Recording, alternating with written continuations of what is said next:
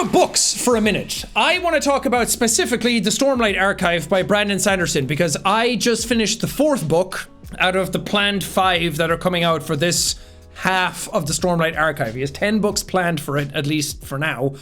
And he is just about to release his 5th book at the end of this year in December. And I've always wanted to try reading him because I heard great things. I wanted to try getting back into reading. So I felt like he was a good jumping off point to try and get back and read something. And I was in a really big fantasy mood. I was playing a lot of Elden Ring and other FromSoft games again. I just really wanted more fantasy stuff. I wanted to churn through a bunch of fantasy type of content.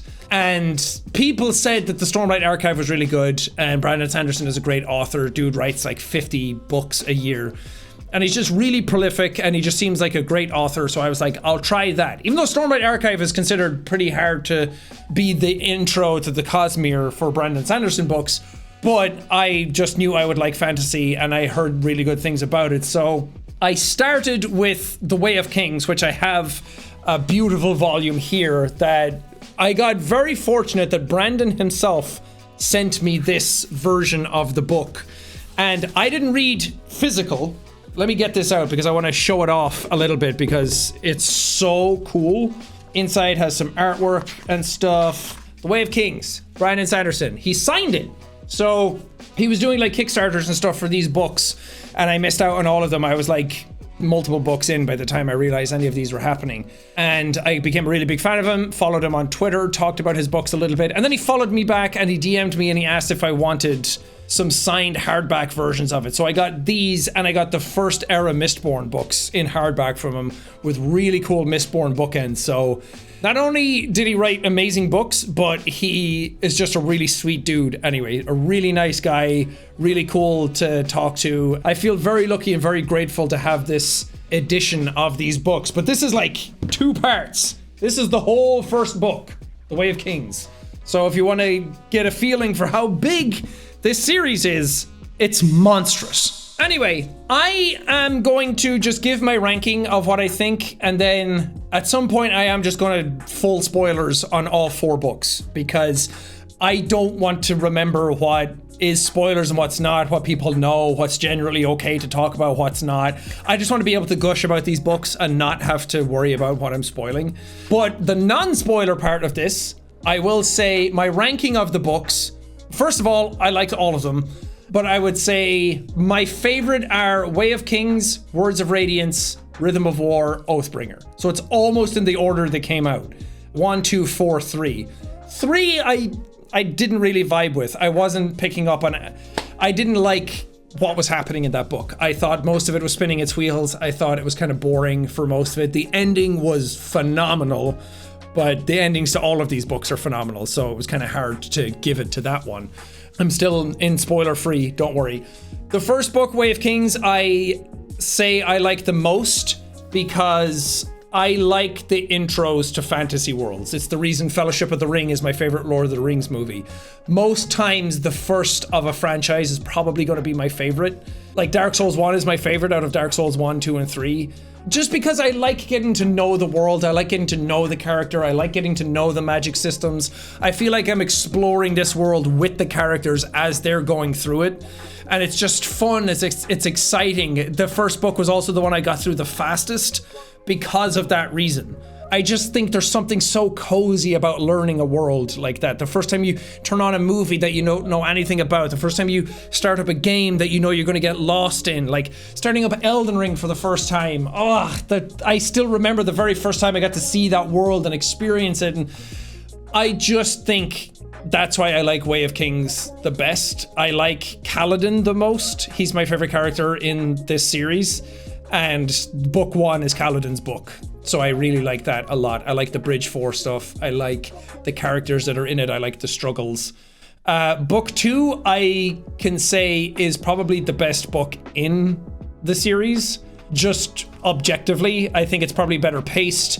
I think the plot from start to finish probably has more happening and it's more interesting, the things that are happening.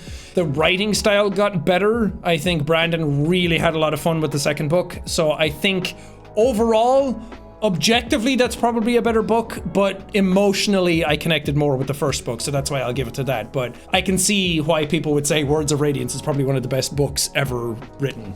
Because if you get through the first book and then you're starting the second one is just, it's poetry from start to finish. It's just so fucking fun to read and see these characters and what they're doing and what ends up happening. And it has some of the biggest... I'll get to that when I talk spoilers. Third book, didn't really vibe with it. I didn't really care too much about... There's like some reveals and some things that were happening in it that I was like, oh, cool. But overall, I just had a really hard time getting through it. It was the slowest one I read. Every time I sat down to read it, it felt like... Not that it was a chore, but it just didn't bounce along the way the other ones did. So I just didn't really like what was happening in it. There was some cool moments though.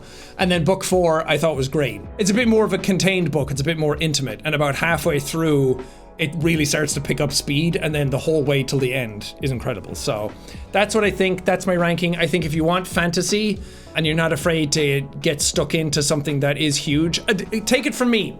I'm someone that really wants to read a lot, but struggles so much to actually like sit down, get a book, focus.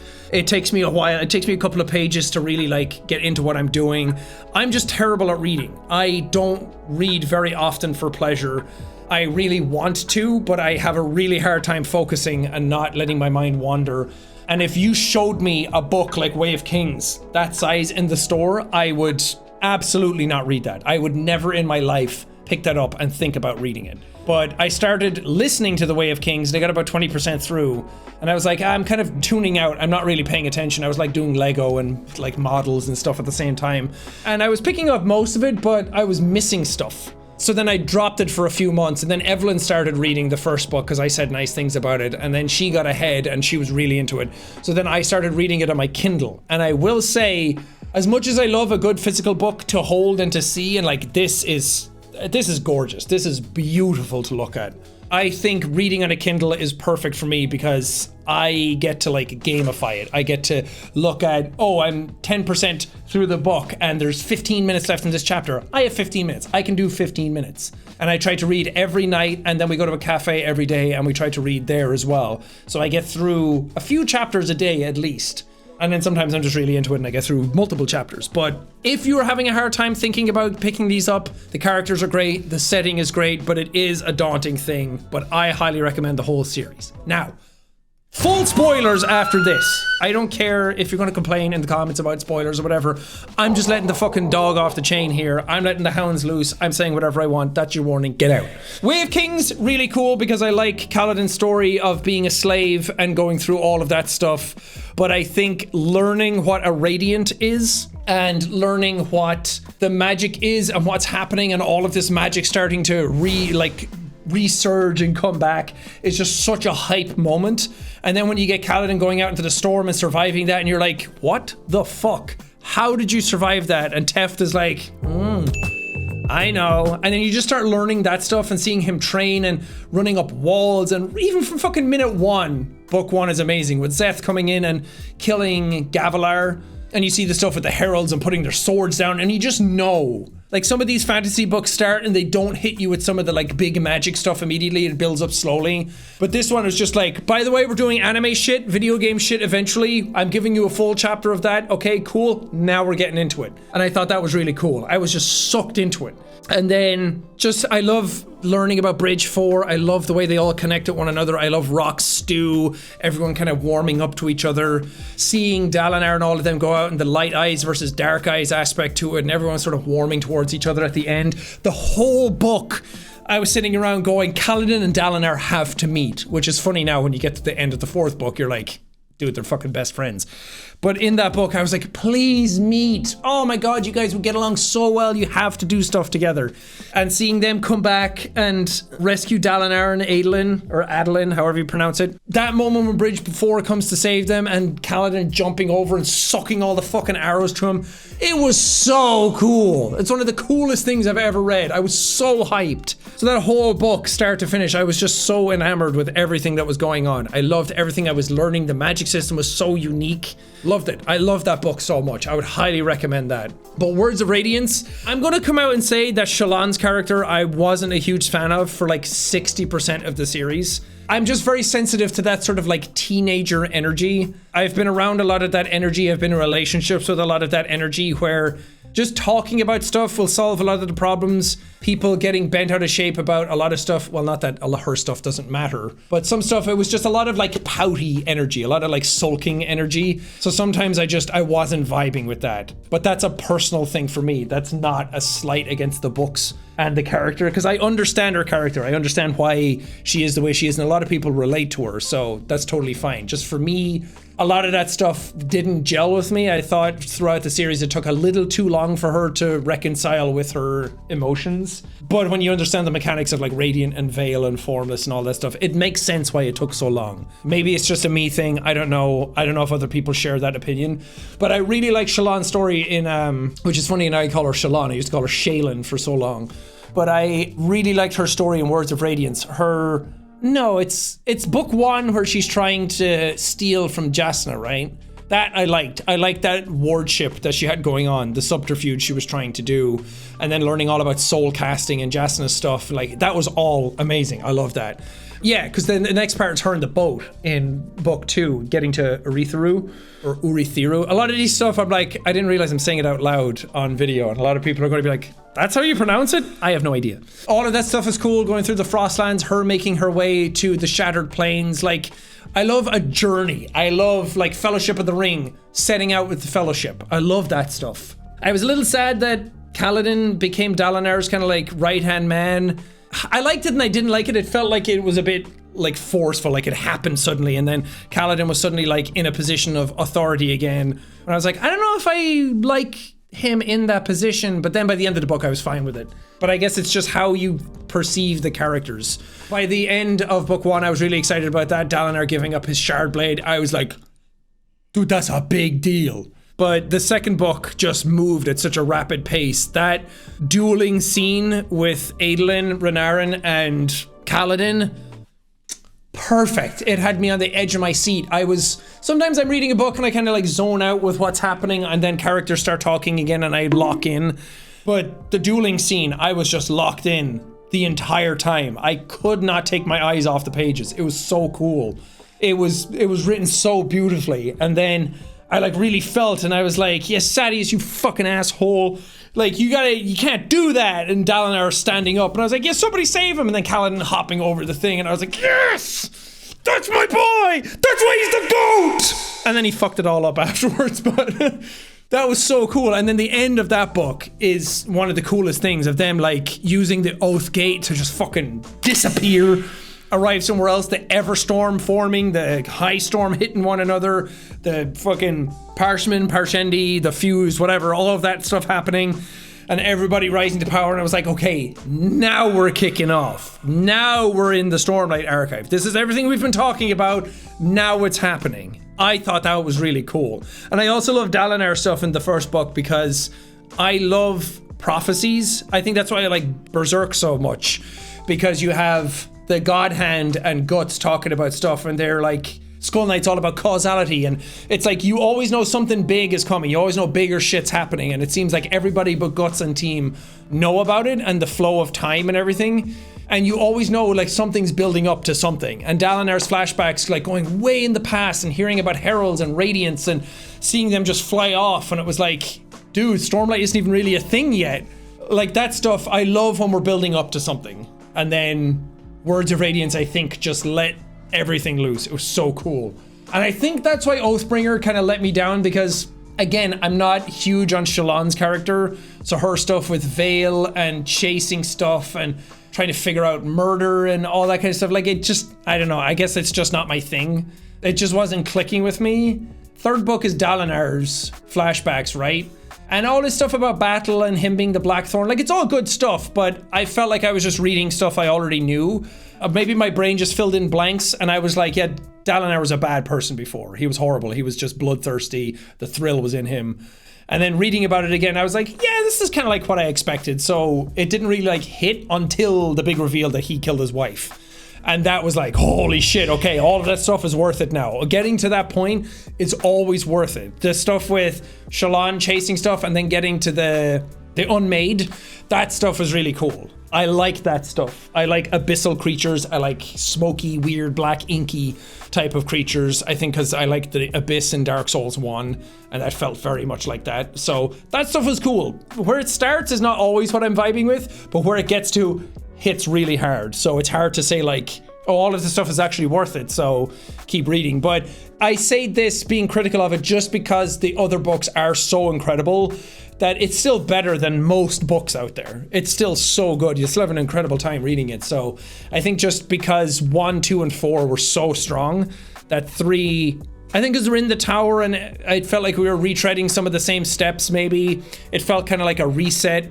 So it kind of felt like we were spinning our wheels a little bit, figuring out what we're doing next, where we're going. I don't really know what the big thing is. And then we found out about Odium, so then it felt like, okay, now we're on the track again. I don't know if other people felt this way about the books that way. I'm just really passionate about them, so I'm giving honest feedback about what I was thinking. And some things as well, like Elhokar dying, I felt like we kind of like blasted past that pretty quick. Like it was sad in the moment, and I was like, oh man, whenever he tells Navani this and Dalinar and Jasna all find out, it's going to be so fucking sad. And then it was kind of like, oh, by the way, he's dead. And they were like, no, oh my God. And then it felt like we were like past it already. And it was kind of the same with Sadeas's murder. When Adolin did it, I was like, oh dude, Dalinar's going to be pissed. You and Shallan, maybe you're going to have a rift between you. Kaladin's going to be like, oh, you're not the honorable man I thought you were. And he was holding that in for so long. And then when he said it to Shallan, which is the best person to say it to because she'll understand, like it felt like that reveal, like it didn't hit the way I thought it was going to hit. Maybe it's just me building up unrealistic expectations, but it feels like we have something bubbling in the background for a while, and then when it hits, it's like, oh, people didn't really care, like people weren't that upset. Maybe it's because I expected a certain trope to happen, like everybody bonds, everybody loves each other, and then the party needs to split up, and then we need to all come back together, and stuff like that wasn't really happening. So maybe it's a good thing that happened? I don't know, but at the time I remember thinking, oh, we're just past this already. I was like, that was the thing I was waiting for the most out of all of this. But the third book does have Dalinar opening up a perpendicularity for the first time, which might be one of the coolest moments in the entire series. Like, even after the fourth book, that's still one of the coolest things that's ever happened. Because again, that was another thing where I was really visualizing it. I got to the thing and I was like, this chapter is an hour and a half long. And I was like, huh? The rest of them are like max or 30 minutes. And then this one is an hour and a half long, bouncing between like multiple perspectives, back to back to back. And I was like, this is fucking unreal. I sat awake for like 2 hours in bed that night, like not sleeping because I was reading all of this thing. And him opening the perpendicularity, like I could hear it. Him like pulling stuff together and just like clapping and then hearing like a boom or like a crunch and just like everything going silent and then the sound all washing back in. Like, go watch the very first trailer for Diablo 4 when, what's the angel's name? He comes down and he just puts out his hand and it goes boom, and then the big wave goes over all the demons, like the big light wave. It felt like that to me. And I could hear it. It was just so fucking awesome. Because Evelyn had already gotten to those moments and she would like read it and she'd be like, holy fucking shit. And I was like, probably like a whole book behind her at one point. She's much faster at reading than I am and much better about reading more often. So she was getting through them and I was like, dude, I'm so hyped to get there. I don't know what the fuck is happening, but cool. And we were kind of like hyping each other up about it. And then I got there and I was like, holy fucking shit. And I was like, Dalinar just opened up the fucking Shadesmar. And she was like, yeah, holy fucking shit. We were both like buzzing in bed. And I've never had that with books before. I've read books before where I'm like, this is really good, but I've never been like into it the way I have been these. So even though that's like my lowest on the list, like it's still better than most books.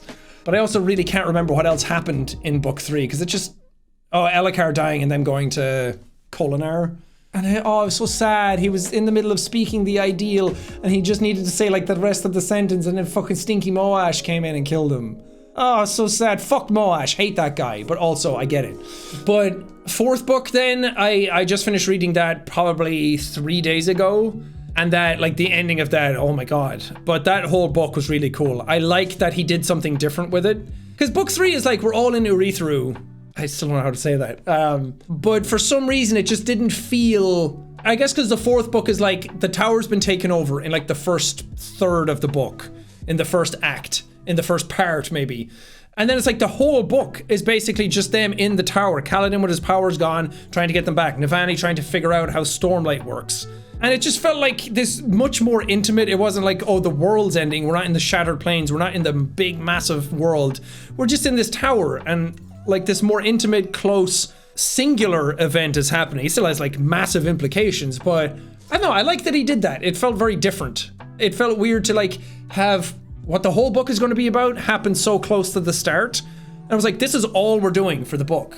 Because some of the other ones, it's like, oh, we're Kaladin being a slave helping people. Then he gets to the Shattered Plains. Then he becomes Bridge 4. Then he meets Dalinar and all them. Then he saves Dalinar. Now he's not a slave anymore. Like, there's a huge amount of stuff happening.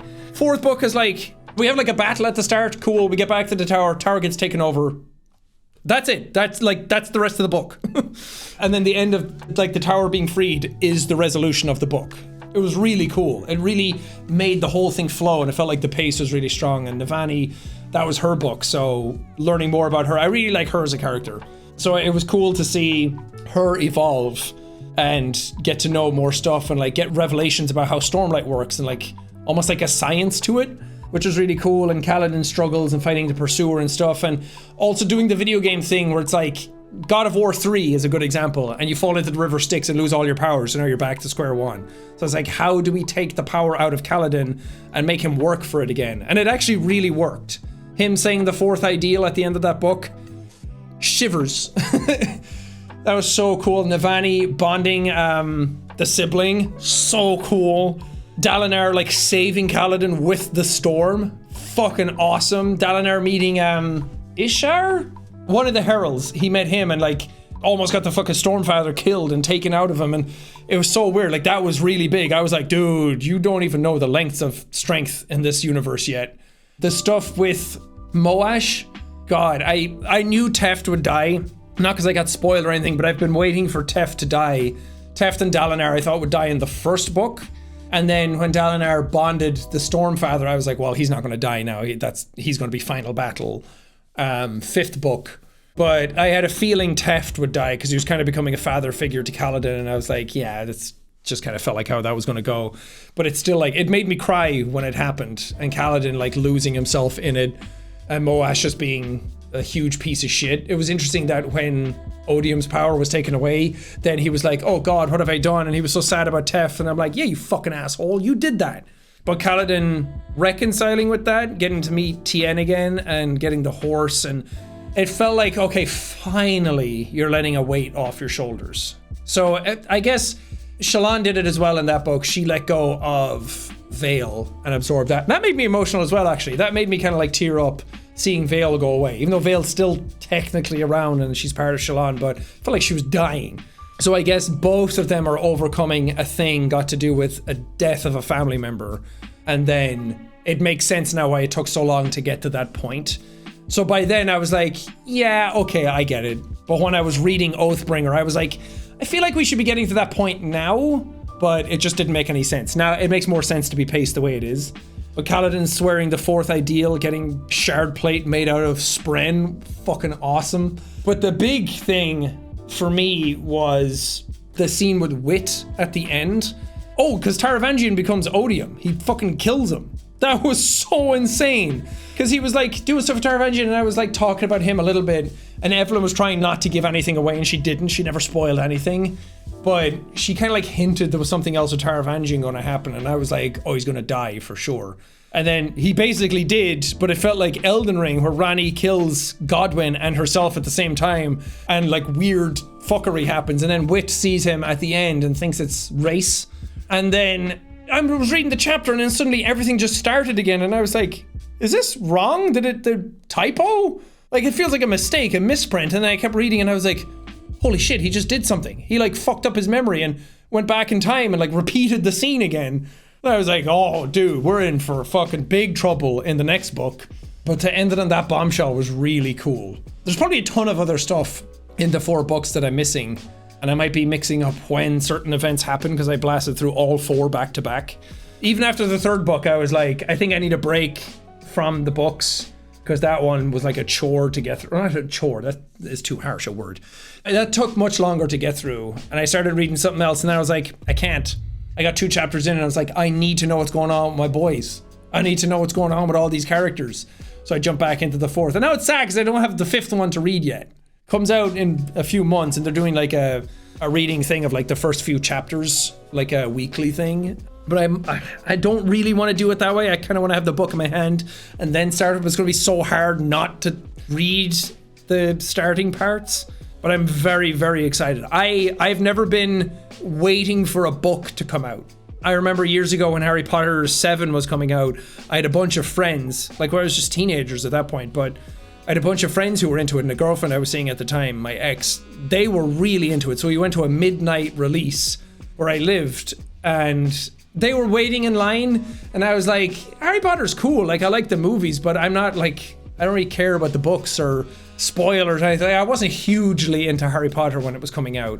Maybe I was just trying to be too cool or something at that age, but I didn't really care about spoilers, so they were all waiting when they pre-ordered the book at a bookstore. So I just went down to a Tesco down in the shopping center, and that was still open, and I opened the book, and I like saw the 17 years later or 19 years later, whatever it is, and I read some of that, and I was like, oh cool, Harry survives. And like I didn't tell anybody that. I didn't even tell them that that's what I did, because I'm not going to be an asshole about it. But I was like, I wanted to be part of that hype, even though I wasn't. Like, they made it so infectious. So now I feel like getting ready for the 5th Stormlight book feels like that. I feel like a teenager again, getting ready for a book to come out that I'm really into. But these books mean a lot to me. I would say some of these books are probably I think book 1 and 2 are probably my favorite books ever, alongside like Dune. The first Dune book I really like as well. But I haven't had books hit me so fondly before. I've never been this into books before, so it's cool. It's kind of like getting me into reading more again as well. And I do want to go back and read other stuff. Like obviously I want to read Mistborn because it's part of the Cosmere and people speak so highly of that. I don't know if it's really going to be my thing.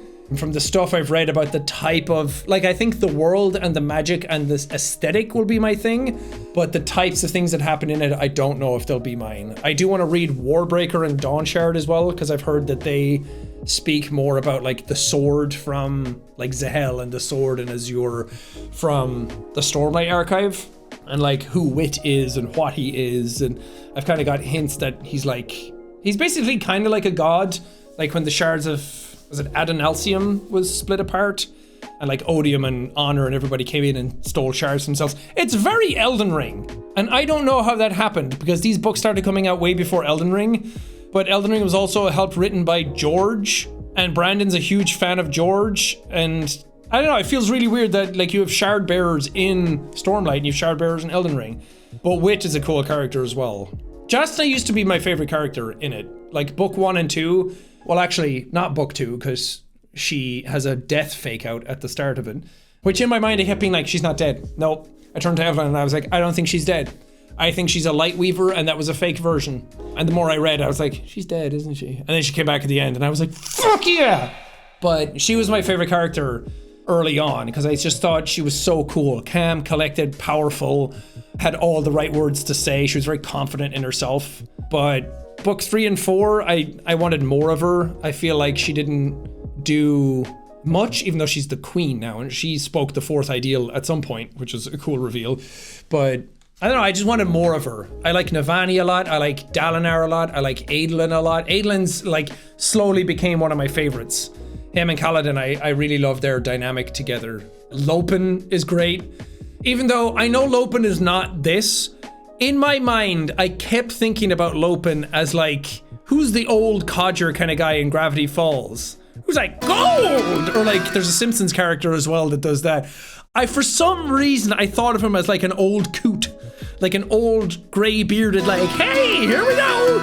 And I couldn't stop thinking of him like that, even though he's not even described like that at all. I knew he wasn't like that, but it made it so much more fun to think about him that way. I really liked him a lot. I'm sad that Rock isn't back. I'm hoping he's not dead. I think what's going to happen, theories for book 5, what I think is going to happen is the unite them that Dalinar keeps hearing and keeps talking about in book 1 isn't uniting the people. It's not uniting the heralds. It's not doing the oath pact. It's all of those, but I think he's going to unite the shards of Honor again. The bits that like splintered off when Honor died. I think he's going to unite them, create Honor's shard, and I think he's going to ascend to like godhood. I think he's going to become Honor, which I'm sure is probably a very popular theory. I just think that would be cool. I hope he doesn't die.